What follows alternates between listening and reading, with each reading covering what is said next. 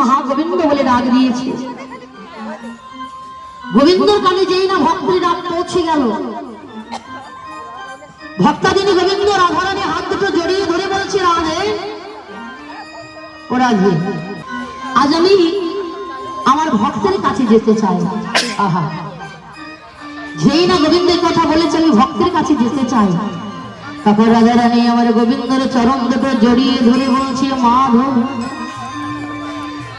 কেউ জানো বা না জানো, তুমি তো জানো, তুমি তো জানো আমি তোমায় কতখানি ভালোবাসি, ভালোবাসি।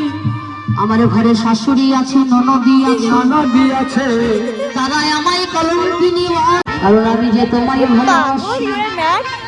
বাবা ওরা রে শোনো, আমি জানি তুমি আমায় ভালোবাসো, তবে তোমাকে তো বুঝতে হবে, তুমি যেমন আমায় ভালোবাসো আমিও তোমায় ভালোবাসি, কিন্তু একটা কথা মনে রাখতে হবে রাধে, এই যত ভক্ত আছে পৃথিবীতে, যারা যারা আমায় ভালোবাসে, আমার জন্য কত কানে চেয়ে বসে আছে, আমার চরণ তলে গঙ্গার জলে তুলে যদি আমায় ডাকে, আমি তো ভক্তদের কথা দিয়েছি, কথা দিয়েছে না, যে কোনো ভক্ত যদি আমায় এক মনে ডাকে তাহলে আমি ভগবান, তবে ভক্তের মতো ভক্ত হতে হবে, তাই না?